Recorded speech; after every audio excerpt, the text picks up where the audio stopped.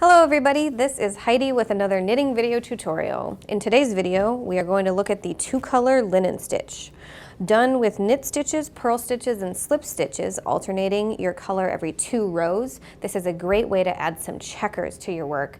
Easy peasy.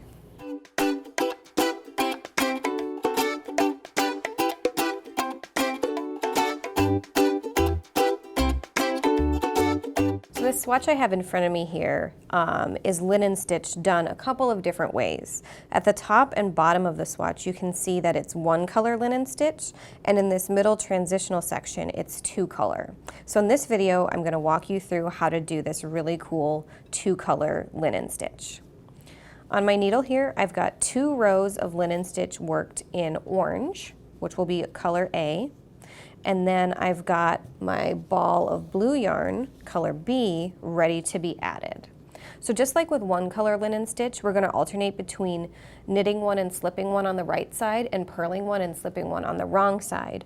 But the difference is every 2 rows we'll switch the color of yarn we're knitting with. So it's really easy, but has a really beautiful finished look, like you saw in the swatch.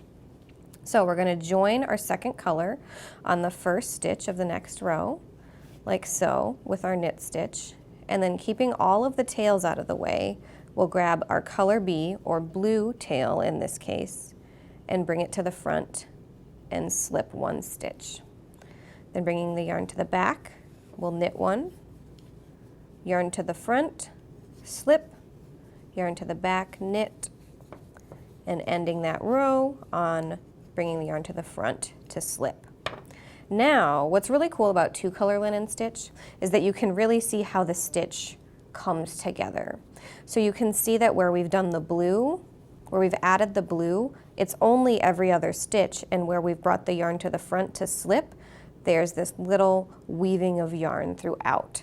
So when you look at the swatch, you can see all of those alternating colors getting pulled together, and it's getting formed because you only actually work every other stitch when forming the linen stitch. So let's take a look at the wrong side row.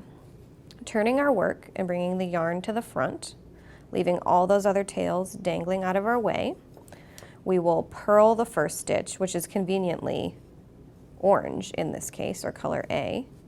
So we're going to purl, bringing the yarn to the back, we'll slip, yarn to the front, purl, yarn to the back, slip, yarn to the front, purl, yarn to the back to slip. And now all of the stitches on our needle are color B, or blue. So to get back to color A, we'll just grab its tail, and you can do some special techniques to make your edges more even, but for the sake of a demonstration, I'm just going to pull up color A to start working the next row. So you'll know to change colors on 2-color linen stitch when all of the loops on your needle are the same color. And since they're all the same color in this example, we know we need to switch back to color A. So we'll knit 1, bring the yarn to the front to slip 1, yarn to the back to knit, front to slip, back to knit, and front to slip. And just like before, we now have every other stitch on the needle being a different color. So to finish off the demonstration, we will work the wrong side by alternating purl 1, slip 1 with yarn and back, purl 1, slip 1 with yarn and back, purl 1, and we'll end the row with a final slip. And were we to continue knitting here, we would switch back to the blue color because all of the loops on our needle are now orange. So looking back one last time at this swatch, you can see if you keep going in 2-color linen stitch, you get this really cool checkerboard effect where there's these little V's of orange and blue interspersed with each other.